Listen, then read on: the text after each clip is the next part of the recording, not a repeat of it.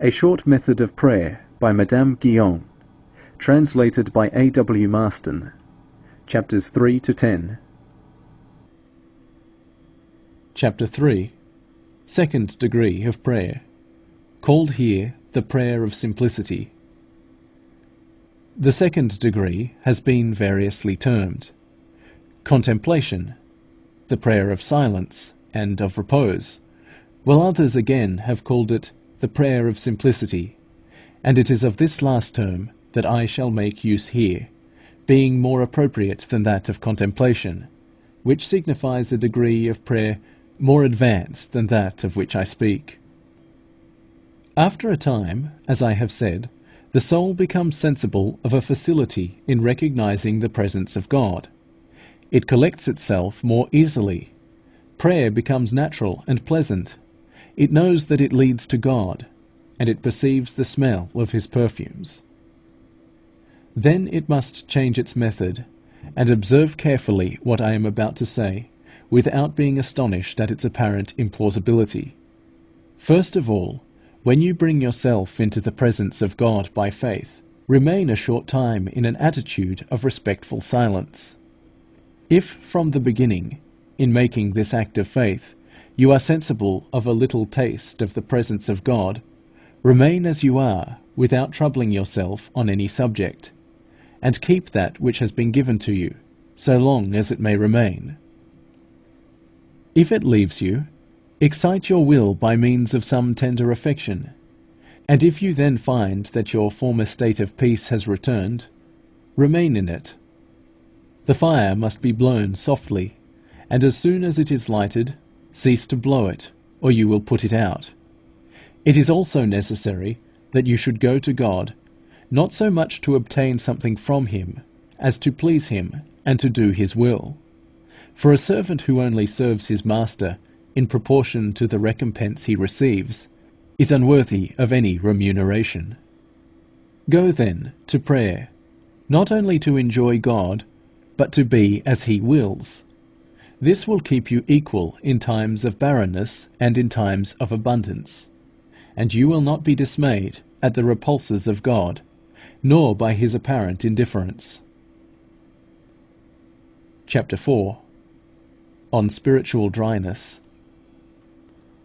As God's only desire is to give Himself to the loving soul who desires to seek Him, He often hides Himself in order to arouse it and compel it to seek Him with love and fidelity. But how does He reward the faithfulness of His beloved? And how are His apparent flights followed by loving caresses? The soul imagines that it is a proof of its fidelity and of its increased love that it seeks God with an effort, or that at least such seeking will soon lead to His return. But no, this is not the way in this degree. With a loving impatience, with deep humility and abasement, with an affection deep and yet restful, with a respectful silence, you must await the return of your beloved. You will thus show Him that it is Himself alone that you love, and His good pleasure, and not the pleasure that you find in loving Him. Therefore it is said, "Make not haste in time of trouble. Cleave unto Him, and depart not away, that thou mayest be increased at thy last end." Suffer the suspensions and the delays of the visible consolations of God. Be patient in prayer, even though you should do nothing all your life, but wait in patience, with a heart humbled, abandoned, resigned, and content for the return of your beloved. Oh, excellent prayer! How it moves the heart of God, and obliges Him to return more than anything else. Chapter 5. Abandonment to God, its fruit and its irrevocability, in what it consists. God exhorts us to it. It is here that true abandonment and consecration to God should commence, by our being deeply convinced that all which happens to us, moment by moment, is the will of God, and therefore all that is necessary to us. This conviction will render us contented with everything, and will make us see the commonest events in God, and not in the creature. I beg of you, whoever you may be, who are desirous of giving yourselves to God, not to take yourselves back when once you are given to him, and to remember that a thing once given away is no longer at your disposal. Abandonment is the key to the inner life. He who is thoroughly abandoned will soon be perfect. You must, then, hold firmly to your abandonment without listening to reason or to reflection. A great faith makes a great abandonment. You must trust wholly in God, against hope believing in hope. Abandonment is the casting off of all care of ourselves, to leave ourselves to be guided entirely by God. All Christians are exhorted to abandonment, for it is said to all, "Take no thought for the morrow, for your heavenly Father knoweth that ye have need of all these things. In all thy ways acknowledge him, and he shall direct thy paths. Commit thy works unto the Lord, and thy thoughts shall be established. Commit thy way unto the Lord, trust also in him, and he shall bring it to pass." Abandonment, then, ought to be an utter leaving of ourselves, both outwardly and inwardly, in the hands of God, forgetting ourselves, and thinking only of God. By this means the heart is kept always free and contented.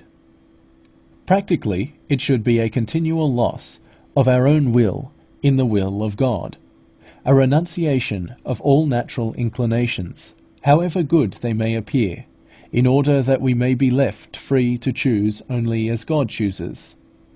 We should be indifferent to all things, whether temporal or spiritual, for the body or the soul, having the past in forgetfulness, the future to providence, and giving the present to God, contented with the present moment, which brings with it God's eternal will for us, attributing nothing which happens to us to the creature, but seeing all things in God, and regarding them as coming infallibly from his hand, with the exception only of our own sin.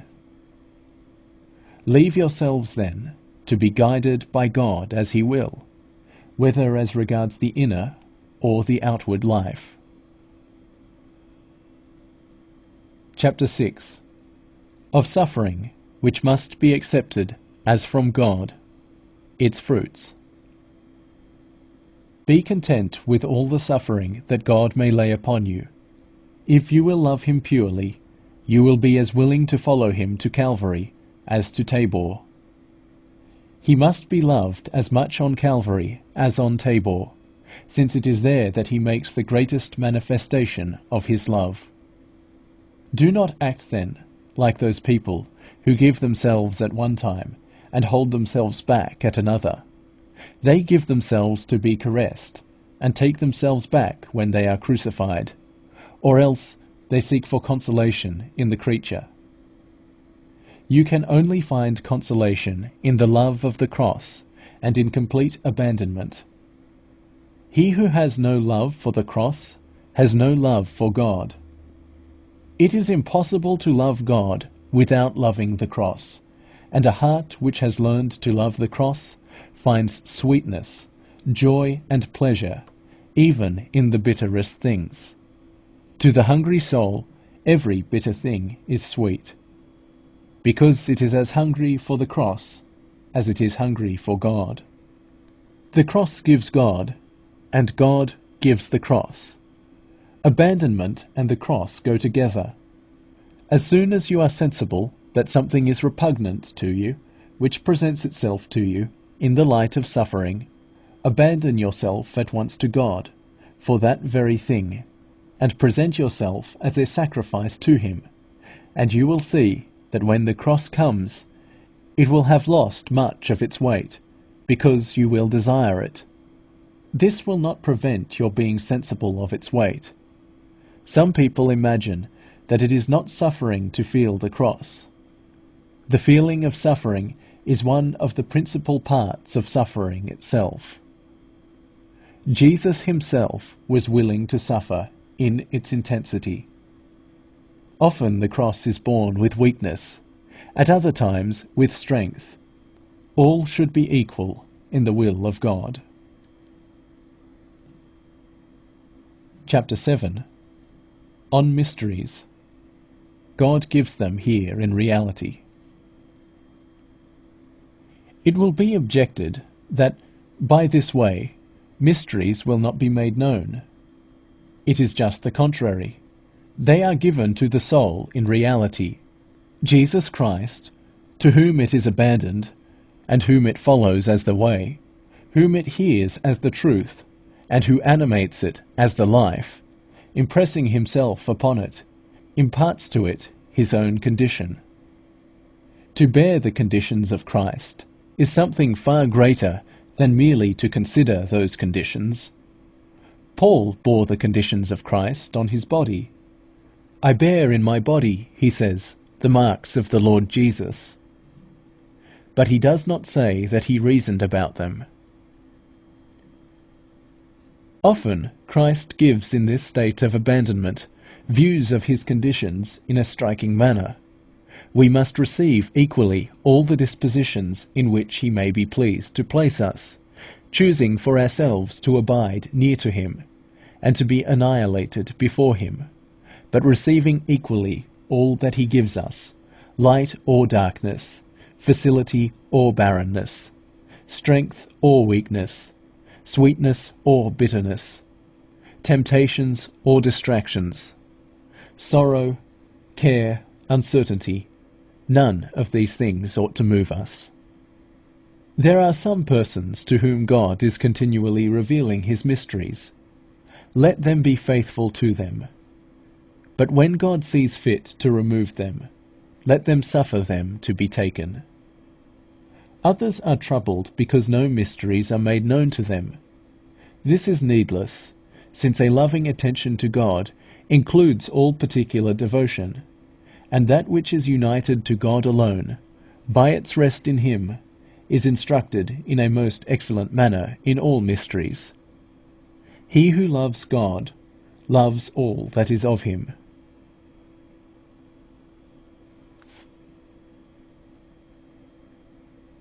Chapter 8. On Virtue. All virtues given with God in this degree of the prayer of the heart. This is the short and the sure way of acquiring virtue, because God, being the principle of all virtue, we possess all virtue in possessing God. More than this, I say, that all virtue which is not given inwardly is a mask of virtue, and like a garment that can be taken off, and will wear out. But virtue, communicated fundamentally, is essential, true, and permanent. The king's daughter is all glorious within. And there are none who practice virtue more constantly than those who acquire it in this way, though virtue is not a distinct subject of their thought. How hungry these loving ones are after suffering! They think only of what can please their beloved, and they begin to neglect themselves, and to think less of themselves. The more they love God, the more they hate themselves. Oh, if all could learn this method, so easy that it is suited for all, for the most ignorant as for the most learned, how easily the whole church would be reformed.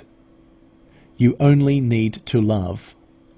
St. Augustine says, "Love and do as you please, for when we love perfectly, we shall not desire to do anything that could be displeasing to our beloved." Chapter 9. Of perfect conversion, which is an effect of this method of prayer. Two of its aids: the attraction of God, and the central inclination of the soul. Turn ye unto him, from whom the children of Israel have deeply revolted. Conversion is nothing else but a turning from the creature to God. Conversion is not perfect, though it is necessary for salvation, when it is merely a turning from sin to grace. To be complete, it must be a turning from without to within. The soul, being turned in the direction of God, has a great facility for remaining converted to Him. The longer it is converted, the nearer it approaches to God, and attaches itself to Him, and the nearer it approaches to God, the more it becomes necessarily drawn from the creature which is opposed to God. But this cannot be done by a violent effort of the creature. All that it can do is to remain turned in the direction of God in a perpetual adherence. God has an attracting virtue, which draws the soul more strongly towards Himself, and in attracting it, He purifies it, as we see the sun attracting a dense vapour, and gradually, without any other effort on the part of the vapour than that of letting itself be drawn, the sun, by bringing it near to Himself, refines and purifies it. There is, however, this difference, that the vapour is not drawn freely, and does not follow willingly, as is the case with the soul.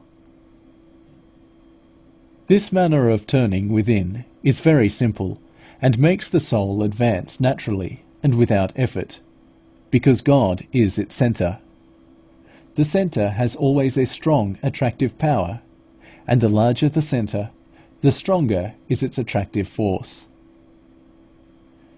Besides this attraction of the centre, there is given to all natural objects a strong tendency to become united with their centre.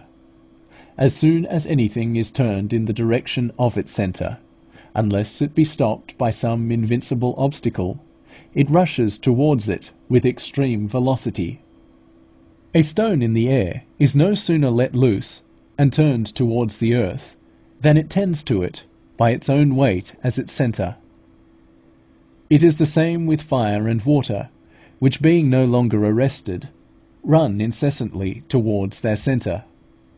Now I say that the soul, by the effort it has made in inward recollection, being turned towards its centre, without any other effort, but simply by the weight of love, falls towards its centre, and the more it remains quiet and at rest, making no movement of its own, the more rapidly it will advance, because it thus allows that attractive virtue to draw it.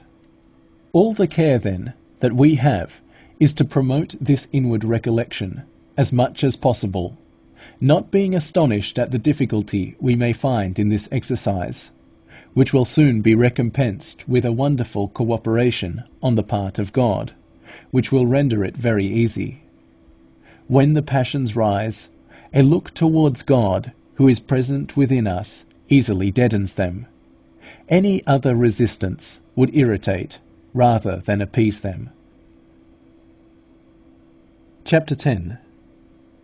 Higher degree of prayer, which is that of the simple presence of God, or active contemplation. The soul, faithfully exercising itself in the affection and love of its God, is astonished to find Him taking complete possession of it. His presence becomes so natural that it would be impossible not to have it. It becomes habitual to the soul, which is also conscious of a great calm spreading over it. Its prayer is all silence, and God imparts to it an intrinsic love, which is the commencement of ineffable happiness. Oh, if I could describe the infinite degrees which follow! But I must stop here, since I am writing for beginners, and wait till God shall have to light what may be useful to those more advanced. I can only say that at this point it is most important that all natural operation should cease, that God may act alone. Be still and know that I am God, is His own word by David. But man is so attached to his own works that he cannot believe God is working unless he can feel, know, and distinguish His operation. He does not see that it is the speed of his course which prevents his seeing the extent of his advancement, and that the operation of God, becoming more abundant, absorbs that of the creature. As we see that the sun, in proportion as he rises, absorbs the light of the stars, which were easily distinguishable before he appeared. It is not the want of light, but an excess of light, which prevents our distinguishing the stars. It is the same here. Man can no longer distinguish his own operation, because the strong light absorbs all his little distinct lights, and makes them fade away entirely, because God's excess surpasses them all. So that those who accuse this degree of prayer of being a state of idleness are greatly deceived, and only speak thus from want of experience. Oh, if they would only prove it! In how short a time they would become experimentally acquainted with this matter. I say then that this failure of work does not spring from scarcity, but from abundance. Two classes of persons are silent: the one because they have nothing to say, the other because they have too much. It is thus in this degree. We are silent from excess, not from want. Water causes death to two persons in very different ways. One dies of thirst, another is drowned. The one dies from want, the other from abundance. So here it is abundance which causes the cessation of natural operation. It is therefore important in this degree to remain as much as possible in stillness. At the commencement of this prayer, a movement of affection is necessary, but when grace begins to flow into us, we have nothing to do but to remain at rest, and take all that God gives. Any other movement would prevent our profiting by this grace, which is given in order to draw us into the rest of love. The soul, in this peaceful attitude of prayer, falls into a mystic sleep, in which all its natural powers are silenced, until that which had been temporary becomes its permanent condition. You see that the soul is thus led, without effort, without study, without artifice. The heart is not a fortified place, which must be taken by cannonading and violence. It is a kingdom of peace, which is possessed by love. Gently following in his train, you will soon reach the degree of intuitive prayer. God asks nothing extraordinary and difficult. On the contrary, he is most pleased with childlike simplicity. The grandest part of religion is the most simple. It is the same with natural things. Do you wish to get to the sea? Embark upon a river, and insensibly and without effort you will be taken to it. Do you wish to get to God? Take his way, so quiet, so easy, and in a little while you will be taken to him in a manner that will surprise you. Oh, if only you would try it! How soon you would see that I am telling you only too little, and that the experience would far surpass any description that could be given. What do you fear? Why do you not throw yourself at once into the arms of love, who only stretched them out upon the cross in order to take you in? What risk can there be in trusting God and abandoning yourself to him? Oh, he will not deceive you, unless it be by giving you far more than you ever expected, while those who expect everything from themselves may well take to themselves the reproach which God utters by the mouth of Isaiah. Thou art wearied in the greatness of thy way, yet saidst thou not, there is no hope. End of section 2.